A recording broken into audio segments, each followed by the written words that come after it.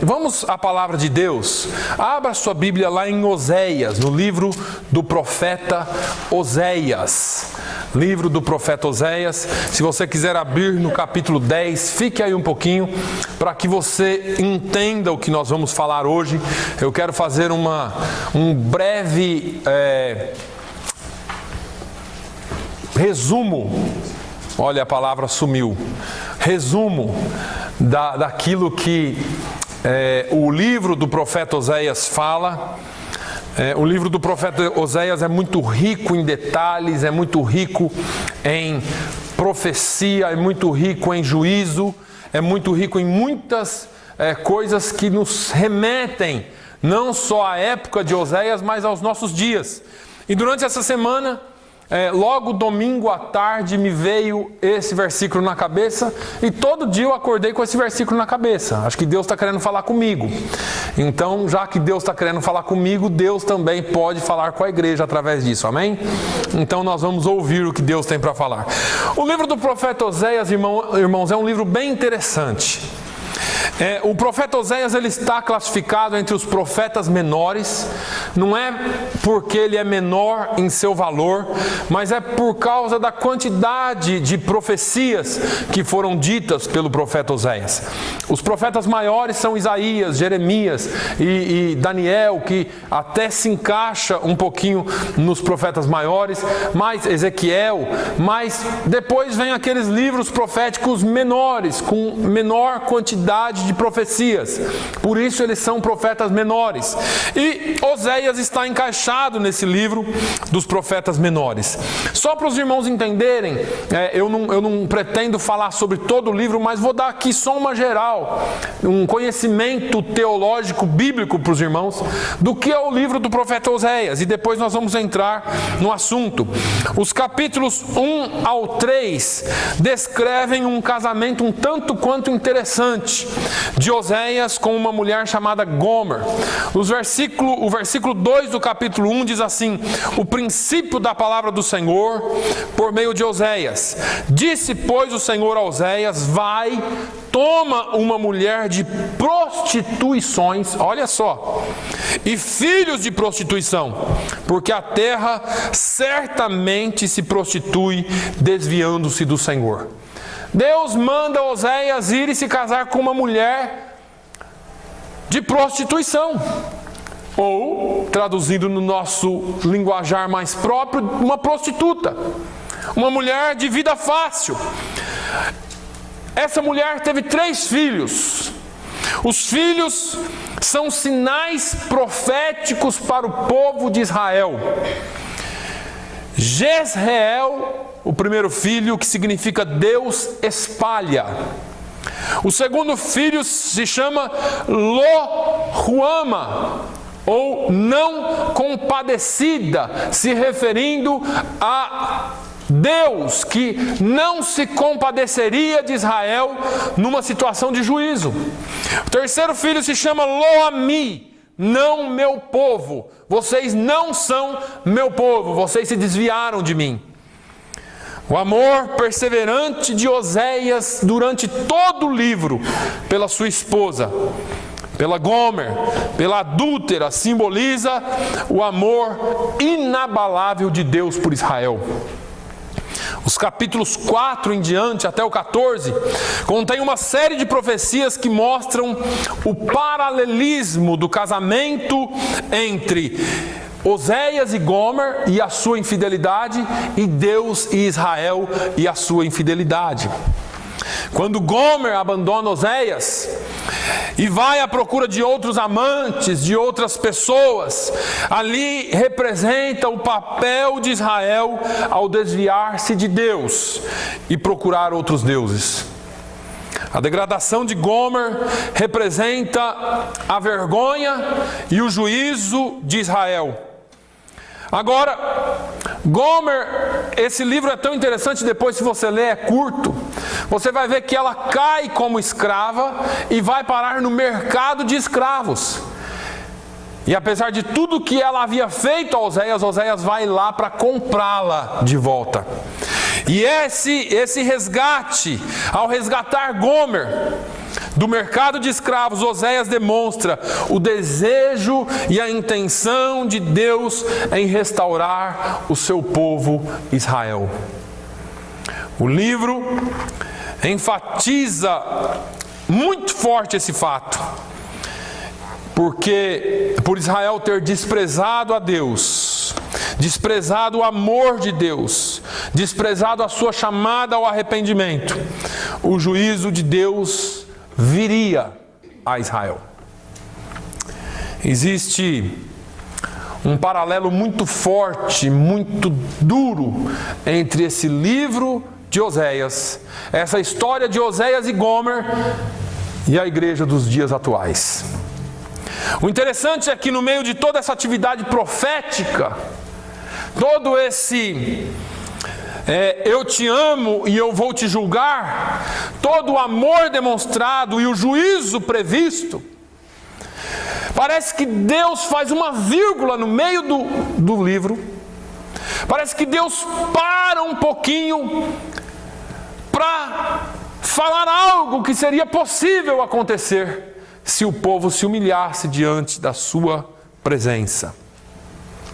No versículo 12 do capítulo 10, parece que, se você quando lê o capítulo 10, e foi difícil traçar essa linha, porque é um livro de juízo, mas quando você chega no capítulo 10, no versículo 12, o Senhor fala: semeai para vós em justiça, ceifai segundo a misericórdia, lavrai o campo da lavoura, porque é tempo de buscar ao Senhor, até que venha e chova a justiça sobre vós.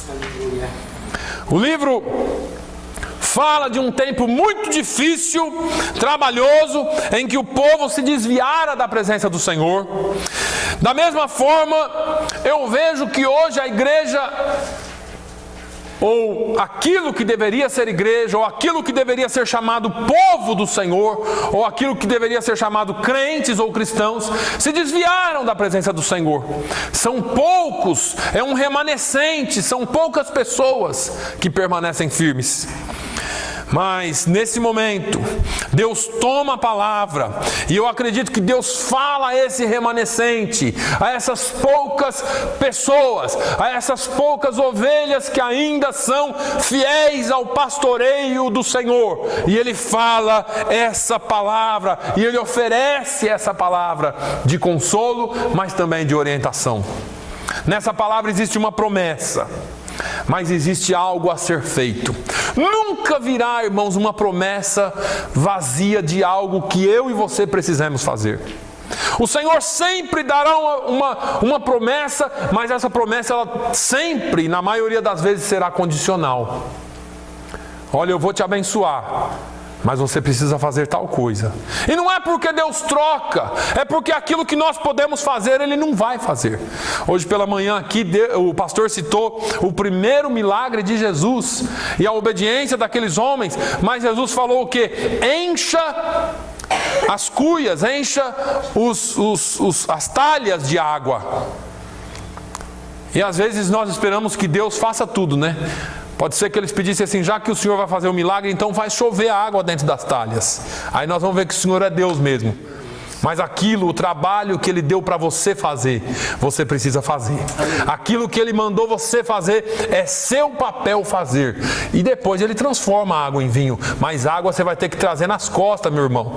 A água você vai ter que carregar e encher as talhas. Porque o Senhor sempre tem algo para nós fazermos. Agora veja como Ele começa esse negócio: semeai para vós em justiça. É interessante que nós vivemos esses tempos muito difíceis, onde nós queremos justiça, porque está tudo muito injusto. Eu sempre falo aqui, brinco com o irmão Manuel, porque a gente quer justiça, a gente quer o impeachment, né? A gente quer que as coisas aconteçam.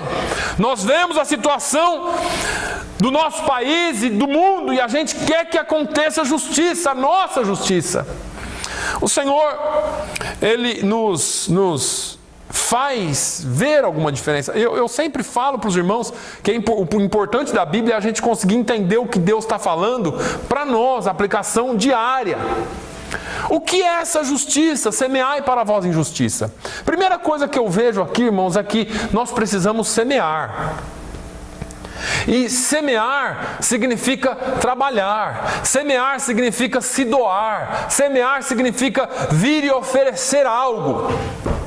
Por que é que a igreja mudou o foco e hoje nós viemos aqui para receber a nossa bênção, aleluia, todo mundo quer bênção, né? Mas quem veio aqui semear algo na presença do Senhor? Quem veio oferecer algo ao Senhor? Porque essa é a semeadura em justiça. Semear algo ao Senhor é algo que o Senhor espera de mim e de você. Precisamos semear na presença do Senhor.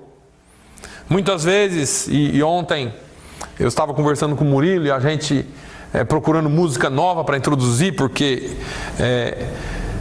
a gente sempre precisa estar renovando alguma coisa, e aí ele estava falando de uma experiência que ele teve numa escola dominical, de alguém falando assim, mas Murilo, é pecado ouvir música do mundo? E a gente fica nessa encruzilhada, né? É pecado ouvir música do mundo? E a gente pensa só na letra. Mas eu estava dizendo para ele, olha, dependendo da pessoa, a música pode ser bonitinha como for, eu não vou cantar na igreja. Porque a vida da pessoa é que diz muito isso. Ele disse, esse é o problema. Porque hoje a vida de um cantor chamado gospel não é nada diferente de um cantor chamado ímpio. Então hoje nós estamos vivendo essa dificuldade de separação. Quem são os crentes? Um cantor que é uma bênção, que faz chover fogo do céu, cobra 85 mil para cantar na sua igreja. Irmãos, eu não vou cantar uma música dele, me desculpe, porque eu não sei se a música dele é ungida por Deus ou pelo diabo, eu não estou julgando, eu só estou dizendo que não dá para a gente negociar esses princípios, e a gente fica sem saber o que fazer, porque semear se tornou um negócio estranho, né? É só a gente que tem que semear na vida deles, né? Semear se tornou semeia na minha vida, no meu ministério, nisso. Mas semear na obra de Deus é que é semear em justiça. Semear para aquilo que ninguém vai ver, que não vai ter resultado aparente, que ninguém vai saber. Semear no reino é que é difícil. A gente gosta de semear para a nossa igreja. Eu vou pregar porque eu quero encher esse negócio aqui. Claro, nós queremos ver a igreja cheia, mas será que eu só vou pregar para que as pessoas venham aqui? E se, Tony, e se surgir a oportunidade de pregar lá na casa dos velhos? Será que algum deles vão vir para cá? Não, então eu não vou. Mas eu não estou preocupado em encher a igreja somente. Eu estou preocupado em povoar o céu, em despovoar o inferno, em ver Deus salvando almas. Glória a Deus. E essa é a justiça que o Senhor procura em nós. Nós perdemos, ou nos perdemos nos conceitos de semeadura, nos perdemos dos conceitos de o que é que preenche os nossos corações verdadeiramente. Mateus 5, eu tenho falado aqui já há algum tempo sobre as bem-aventuranças, sobre as coisas do reino. Em Mateus 5, Jesus, eu não vou ler todo, mas talvez só metade, a gente tirou o atraso da semana. Mateus 5, nós conhecemos, lá pelo versículo 16, mais ou menos, quando ele fala de sal, de luz, ele diz assim: assim resplandeça a vossa luz diante dos homens, para que vejam as vossas boas obras e glorifiquem a vosso Pai que está nos céus. Olha, não cuideis que vim destruir a lei, ou os profetas, não vim abrogar, mas cumprir. Porque em verdade vos digo que até que o céu e a terra passem, nem um jota ou um tio se omitirá da lei, sem que tudo seja cumprido. Qualquer, pois, que violar um desses mais pequenos mandamentos, e assim ensinar aos homens, será chamado o menor do reino dos céus. Aquele, porém, que os cumprir e ensinar, será chamado grande no reino dos céus. Porque vos digo que se a vossa justiça não exceder a dos escribas e fariseus, de modo nenhum entrareis no reino dos céus. Aí eu vou te traduzir isso aqui bem fácil. Nós vivemos num tempo em que quem é santo ou quem parece ser santo não é. E aquelas pessoas que nós desprezamos, como Jesus disse, olha, quando você der água ou pão para um desses pequenininhos aí meus, então você tem direito ao reino dos céus. Hoje nós olhamos para modelos gospels como sendo santos. E ignoramos o simples, ignoramos aquele que, quietinho, com cuidado, com muito amor pela palavra, através do seu exemplo, da sua vida, demonstra o amor de Deus para com os outros, ajuda o próximo, fala de Jesus com o seu testemunho, fala com a sua boca quando tem oportunidade. Esse que não está no palco, esse que não está no altar, esse que não está aparecendo na mídia, esse que é um anônimo, que ora, que busca, que pede salvação, esse que ninguém vê, esse que Deus separou para fazer a sua obra. E aí Jesus está falando assim, olha, se você não exceder a justiça desses que estão nos palcos, desses que estão nas esquinas das praças, esses que são os fariseus, esses que se mostram tristes quando jejuam, esses que oram para que todo mundo veja, esses que dão grandes esmolas para que todo mundo veja, se você não exceder essa justiça aí, você não entra no reino dos céus. E a pergunta é, como que eu excedo essa justiça? Você excede essa justiça sendo um anônimo, sendo alguém que realmente é santo, separado, que busca a Deus, que se consagra a Ele, que faz a obra dEle com amor, um desses que não se deixou corromper, um desses que não se deixou vender ou trocou os seus princípios por causa de ser popular. Nós não vivemos de popularidade, irmãos. Nós fomos criados para ser santos e fomos santificados e vivemos daquilo que o Senhor nos põe à parte e nos separa para sermos dele. Aleluia. Não podemos nos enganar com relação à justiça. O que é a justiça? Então o profeta fala, semeai para vós em justiça. E qual é a justiça? É essa. Se você continuar lendo o capítulo 5 de Mateus, você vai ter o mesmo choque que eu tive e falei aqui uns dias atrás. Ele lista como é que nós devemos viver, ele lista como é que nós devemos nos comportar, e ele fala assim, olha, quem fizer essas coisas será chamado filho de Deus. E aí foi quando eu tive o grande choque da minha vida e falei, será que eu sou filho de Deus? Será que eu sou filho de Deus? Porque nós adotamos o modelo errado e Jesus deixou o modelo certo para nós. Semeai para vós em justiça. E eu vou ter que continuar. E ele diz, ceifai segundo a misericórdia. O que é ceifar segundo a misericórdia? Aqui existe um chamado à obediência que nós nunca, ou muitas das vezes, não entendemos. Ceifar segundo a misericórdia significa colher segundo aquilo que Ele nos dá. Semeai para vós em justiça e ceifai segundo a misericórdia. Então, isso aqui, irmãos, vai tão longe. Tem hora que eu me pego aqui, o pensamento já embaralha todo. Eu confesso que às vezes eu tenho que parar e começar de novo. Mas o que me indigna, ou o que me indigna, é saber que ao invés do Evangelho ser pregado com justiça, a vida ser vivida com justiça, a semente ser semeada com justiça, a justiça dele e não a nossa, nós invertemos tudo e ceifamos segundo aquilo que nós fazemos. Então eu vou fazer aqui, só para você entender, eu vou fazer um programa aqui muito bom, eu vou fazer uma campanha aqui muito boa, algo que atrai para eu ceifar bastante, porque ceifar hoje não é mais almas, são dividendos.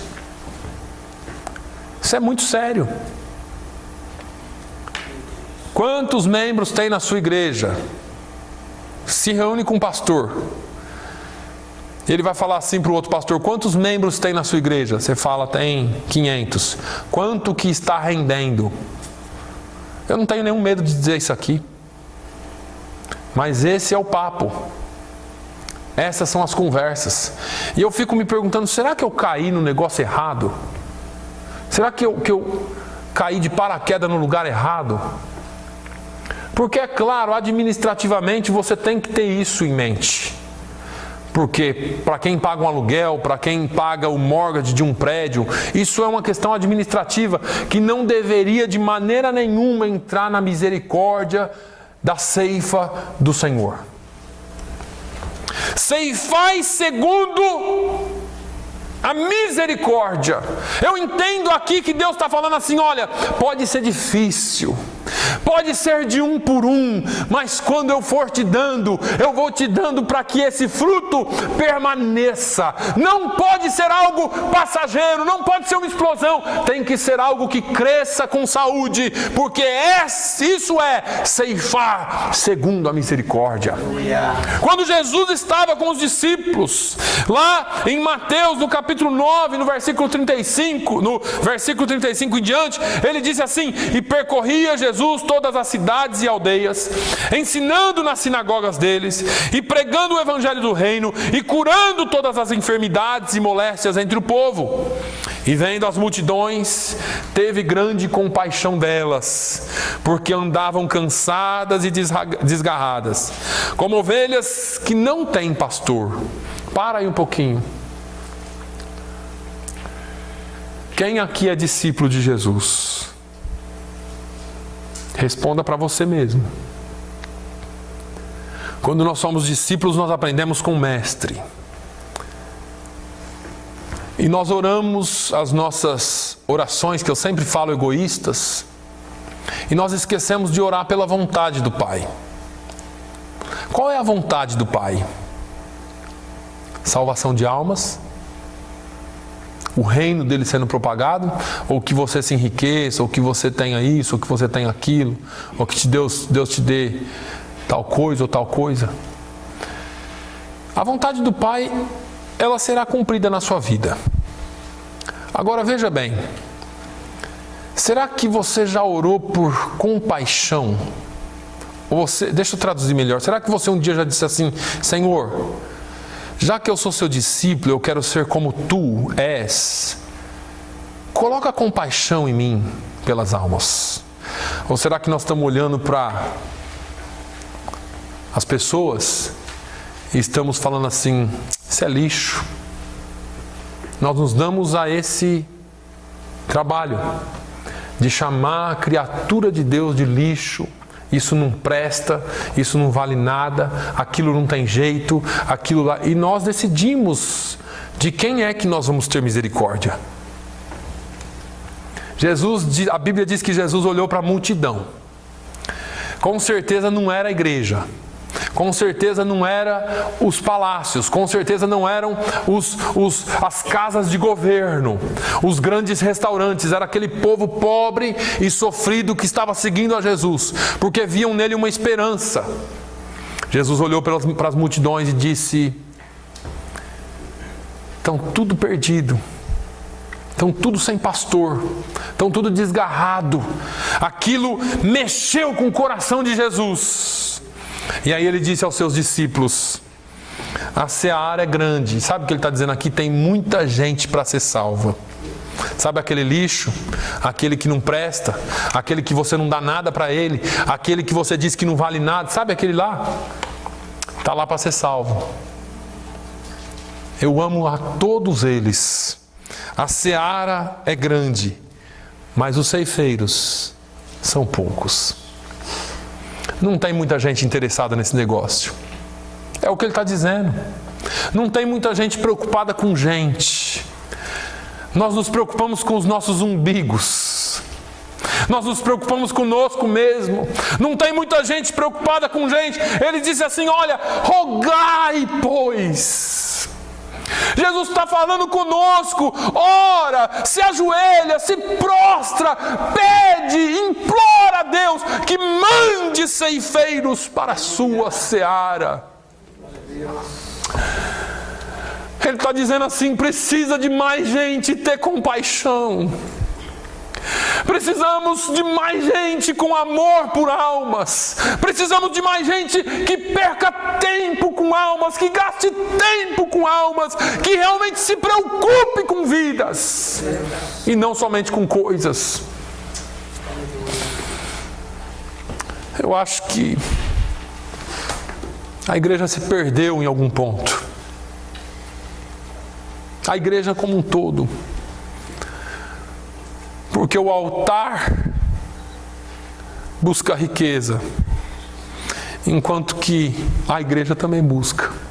Eu vim aqui porque eu quero a minha bênção da prosperidade. Eu vim aqui porque eu quero a minha bênção da cura. É a minha. Sou eu. Sou eu.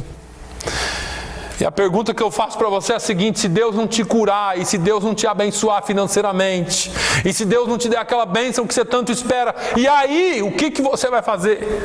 Aí esse Deus não serve para mim, eu vou lá no centro de macumba, eu vou lá na cartomante, eu vou lá nisso, eu vou lá naquilo. Deixa eu te dizer uma coisa: Deus é Deus e sempre será Deus, você servindo a Ele ou não. Ele te dá a oportunidade de ser alguém quando você entra na presença dEle. Mas pastor, Ele não me curou. Aleluia, lá no céu não vai ter doente. O fato de eu não ser curado aqui não quer dizer que eu não seja salvo. Eu vou louvá-lo, ainda que a figueira não floresça e nem haja fruto na vide. Todavia eu me alegrarei no Senhor e exaltarei o Deus da minha salvação. Não é o Deus que me cura, não é o Deus que me dá, é o Deus da minha salvação. Ele é a minha salvação. Aleluia. Aleluia. Mas ele continua, que senão não termino. Lavrai o campo da lavoura. Oh, meu Deus. Isso aqui parece que é uma mensagem de bênção, não é? Mas o Senhor está chamando a atenção. Ele está dizendo assim: olha, vocês precisam semear para vós em justiça. Irmãos, é para nós, porque aquilo que o homem semear, isso também ele ceifará. Semeai para vós em justiça, ceifai segundo a misericórdia, lavrai o campo da lavoura. Lavrar é trabalho. É trabalho. Não é vir na igreja quarta e domingo e esquecer o resto. Pastor, mas eu não estou dizendo para você abandonar tudo e virar um beato, uma beata, não. Eu estou dizendo para você representar o reino de Deus onde quer que você esteja. Aleluia. É lavrar a terra. É estar lá mesmo, todo dia falando, todo dia demonstrando, todo dia vivendo, até que alguém veja Jesus em você. Até que alguém saiba realmente quem você é. Você não é crente só de nome, você é crente porque você é crente. Se Deus fizer, Ele é Deus, se Ele não fizer, Ele é Deus também. Eu sou crente nele. Eu não sou crente nas circunstâncias. Ah, não, vou deixar esse Deus, Ele não serve mais para mim, não fez o que eu queria. Para com isso. Lavrai o campo da lavoura. É tempo de arar a terra, irmãos. É tempo de remover a terra. É tempo de amolecer corações. É isso que Deus está falando. Você não amolece coração trombando de frente, sabia? Sabe aquela parceira, aquele parceiro seu lá de trabalho que é uma bênção? Não é batendo nele que você amolece o coração dele. É fazendo o que Jesus ensinou. Bateu na sua face direita, dê à esquerda. Ah, está me devendo, não tem problema. A nossa amizade é maior do que aquilo que ele me deve. Não estou dizendo para você que você não tem que receber. É que às vezes nós tomamos muito mais sério alguma coisa que alguém nos fez do que quem é aquela pessoa para nós e para o reino de Deus. O fato é que o evangelho de Jesus é diferente daquilo que nós aprendemos. Jesus nos ensinou a perder. Isso aí é que não dá certo na cabeça de ninguém, irmãos. Não encaixa na nossa consciência de hoje, porque nós aprendemos desde criança, desde que você nasce com instinto terrível de sobrevivência, de vencer, de ganhar. Encontram crianças 2, 3 dias sem comer, sem beber, bebê de colo e restaura-se, porque existe uma força interior de vencer, para vencer. E aí, nós sempre queremos isso. É no jogo de futebol de 7, 8 anos de idade, é no videogame. Você, não, eu ganhei, não, eu perdi. Sabe aquele negócio todo? Eu acertei aqui, eu estou dando aula de educação física para as crianças. Eu bati nele, ele não parou, não bateu, não. Então aquele negócio todo, sabe? De pique-esconde, aquelas coisas de tocar, de freeze, esses negócios todos. Então a gente vê as crianças sempre querendo ganhar e nós somos assim. Você odeia perder. Aí vem Jesus com esse negócio todo de ponta cabeça. Se te pegarem um negócio, deu outro também. Mas Jesus, que história que é essa? Trabalhei tanto para juntar esse negócio aqui. Bateu em você? Bateu. Seja amigo dele. Ele vai bater de novo, não tem problema. Seja irmão dele. Estou parafraseando aqui para você entender. Não, isso não. Me fechou no trânsito, não, me bateu, não. Nós queremos a nossa justiça. Só que nós nunca vamos amolecer o coração de ninguém assim, porque isso é o homem natural. Sabe quando que nós fazemos a diferença? Quando nós somos a diferença. Amém. Aleluia. Rapaz, você já ouviu falar daquele irmãozinho, aquele rapazinho ali que chegou para trabalhar com a gente? Aquele é bobo, rapaz, toma um chapéu atrás do outro do patrão. E o rapazinho, só que ele tem uma paz que você nunca presenciou ou experimentou na sua vida. Você sabe aquela mulher ali, daquela máquina ali? Aquela ali, ixi, rapaz, mas aquela ali, olha, o patrão pisa em cima dela, paga mal ela e ela está sempre feliz. Os espertões, os sabichões, vivem com rolo porque só querem a sua justiça, só querem mandar, só querem ganhar, só querem ter e obter. Então, que nem aquele homem lá, né, que Jesus falou, louco, essa noite te pedirão a tua alma. E o que tens preparado para quem será? O que você tem feito tem trazido que tipo de resultado, ou trará que tipo de resultado na eternidade? Qual é o legado que você está deixando? Como é que você será lembrado? Se é que você será lembrado quando você morrer. Será que daqui a um mês ou 2, ninguém mais vai lembrar do seu lugar aqui na igreja? Porque você desapareceu. Você sumiu. Ou será que você disse, ou fez, ou falou, ou tocou a vida de alguém de tal forma que essa vida nunca mais se esquecerá de ti? Como é que nós seremos lembrados? Lavrai o campo da lavoura. É trabalho, é investir em almas. Eu me lembro de alguns nomes de alguns heróis da fé. No dia de Halloween, quando o povo estava comemorando esse ano uma festa do Dia das Bruxas, os cristãos informados comemoraram o dia da Reforma Protestante. Por quê? Porque um homem teve coragem de enfrentar o sistema e escrever 95 teses que mudou a história do protestantismo, ou que fez a história do protestantismo. No dia que nós entendermos que para se deixar um legado, que para se ganhar almas é necessário que nós façamos algo. Paulo escreve na sua segunda carta a Timóteo, no capítulo 4 e nos versículos 3 ao 5, eu sempre dito isso aqui. Porque virá tempo em que não suportarão a sã doutrina, mas tendo comichão, coceira nos ouvidos, amontoarão para si doutores conforme as suas próprias concupiscências, e desviarão os ouvidos da verdade, voltando às fábulas. Aí ele fala para Timóteo, ele não estava presente, mas se ele tivesse, eu acho que ele viraria assim para Timóteo: Timóteo, mas tu, olha, presta atenção, mas tu, sê sóbrio em tudo, sofre as aflições, faze a obra de um bom evangelista, ou de um evangelista, e cumpra o teu ministério.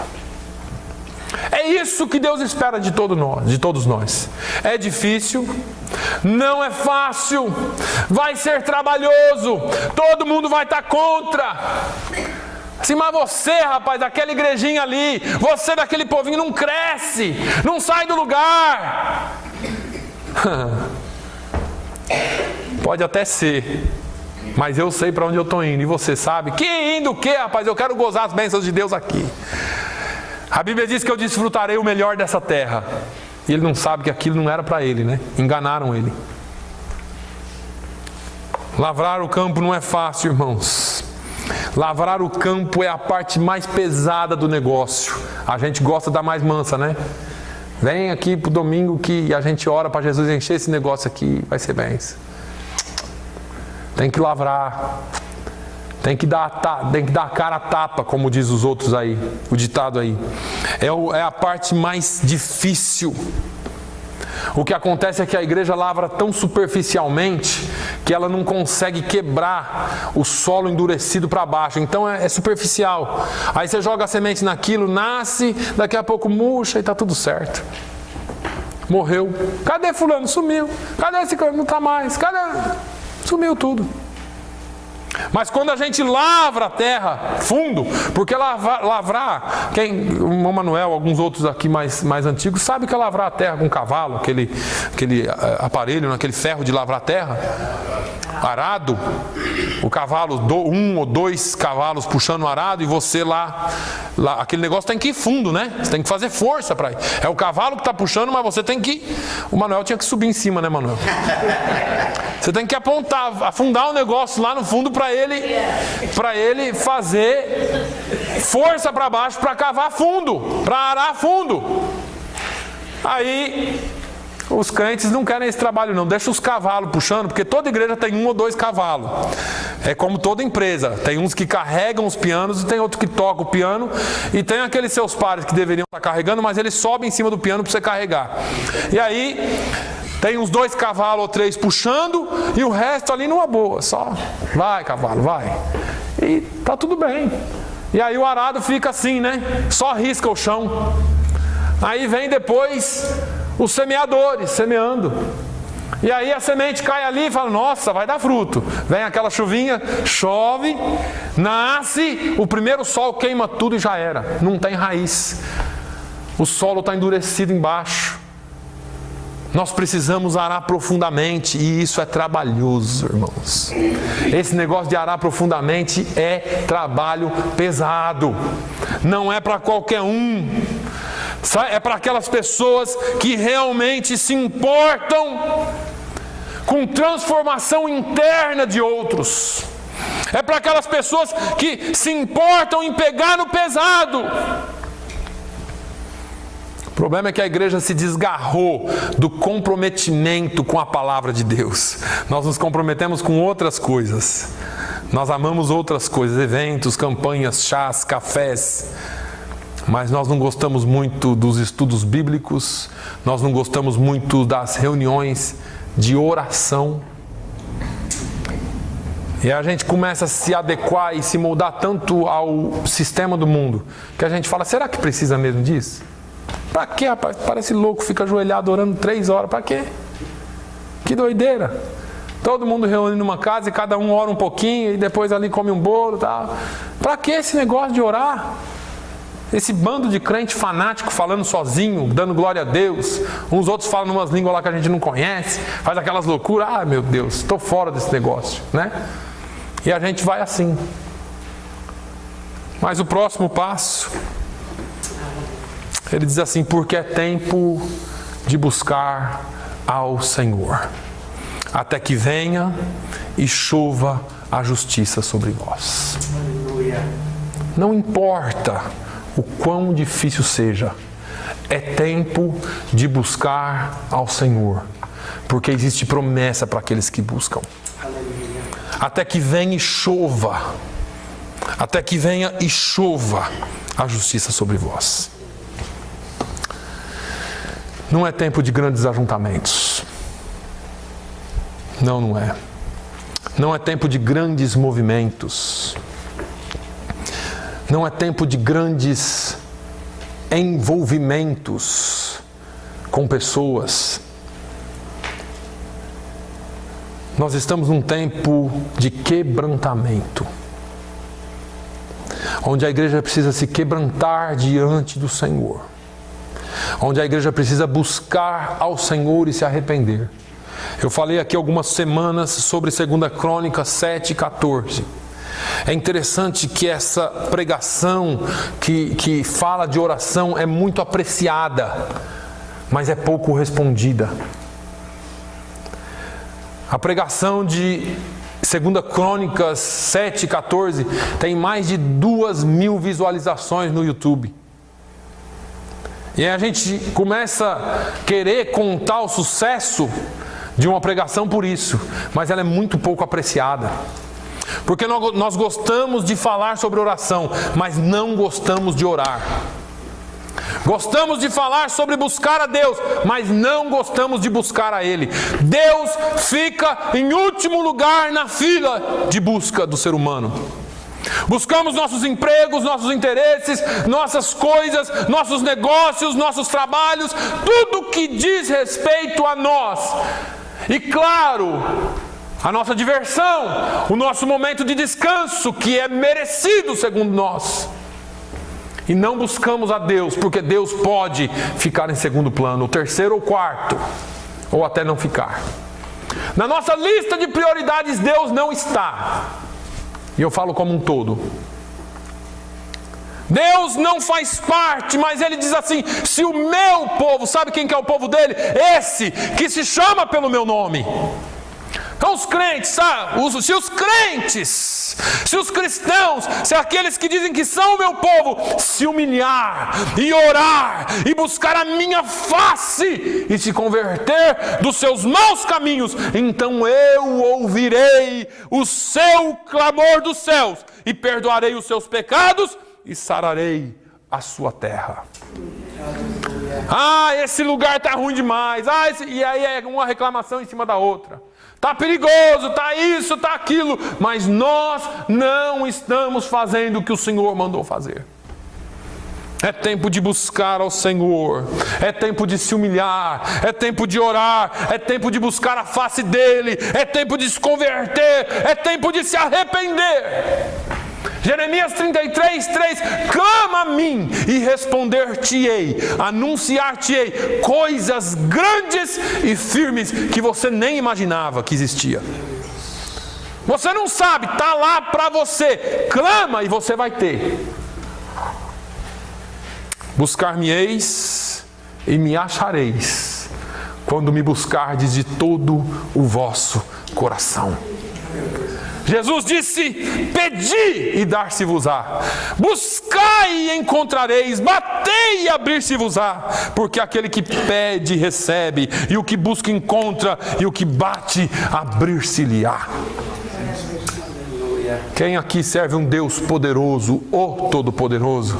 Se você serve o Deus Todo-Poderoso, por que é que ainda nós estamos parados? Por que é que ainda parece que o negócio não sai do lugar? É difícil mesmo. Mas nós precisamos buscar, porque é tempo de buscar ao Senhor. E quando nós buscarmos ao Senhor, a promessa se cumpre. Até que chova a justiça. Até quando que eu tenho que buscar o Senhor? Até que chova a justiça sobre vós. Até quando que eu tenho que bater? Até que a porta se abre. Até quando que eu tenho que buscar? Até que eu encontre. E ele fala assim: buscar-me-eis e me encontrareis, quando me buscardes de todo o vosso coração. Não é parte, não é a quinta parte, não é a última coisa na lista de prioridades. É tudo, Senhor, tudo entregarei. A gente podia cantar isso todo dia na nossa vida. Tudo entregarei, tudo entregarei. Ah, meu Deus. Está no tempo de nós entregarmos tudo nas mãos do Senhor. Jesus, eu quero lhe render os meus negócios. Jesus, eu quero lhe render a minha vida por completo. Jesus, eu quero lhe render a minha família por completo. Jesus, eu quero lhe render a minha casa, meus cachorros, tudo que eu tenho, Senhor, é teu. Jesus, eu quero render a Ti todas as minhas dificuldades, todas as minhas limitações. Jesus, eu quero render a Ti e entregar em Tua presença tudo aquilo que eu acho que consigo administrar e tudo aquilo que eu sei que eu não posso administrar. Mas eu quero entregar tudo, tudo, tudo. E eu sei que o Senhor é poderoso para concluir a obra que o Senhor começou em mim. Senhor, essa oração do Teu servo hoje, nós queremos render tudo aos Teus pés, entregar tudo em Tua presença. Inclusive as nossas falhas, inclusive as nossas decepções conosco mesmos. Inclusive aquilo que nós não conseguimos administrar, Senhor, mas aquilo que conseguimos também, nós queremos entregar em Tuas mãos, para que o Senhor seja realmente o Senhor das nossas vidas por completo. Não só nas áreas que nós queremos e permitimos, mas nós queremos entregar tudo. Senhor, nós entregamos os nossos pensamentos a Ti. Ah, meu Deus, preenche os nossos pensamentos com as coisas do céu. Coloque compaixão em nós por almas. Nós queremos ser como o Senhor é. E usa-nos, ó Deus, usa-nos para a Tua glória e para a Tua honra. Que nós possamos aprender mais de Ti. Dê-nos uma semana abençoada na Tua presença e Te servindo, é o que eu Te peço no nome de Jesus. Que o amor de Deus, a graça do nosso Senhor e Salvador Jesus Cristo, a comunhão e a consolação do Espírito Santo seja sobre todo o povo de Deus hoje e sempre. Todos dizem amém.